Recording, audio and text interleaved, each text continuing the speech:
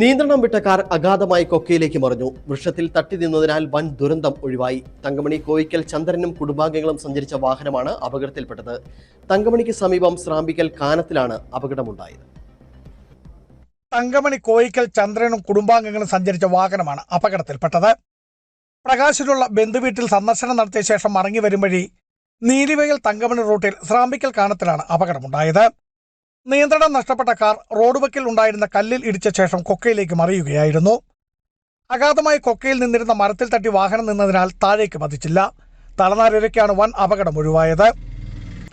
ചന്ദ്രൻ, ഭാര്യ ഓമന, മകന്റെ ഭാര്യ ശ്രീജ, പേരക്കുട്ടി ആദിശ്രീ എന്നിവരാണ് വാഹനത്തിലുണ്ടായിരുന്നത്. ആർക്കും സാരമായ പരിക്കേറ്റില്ല.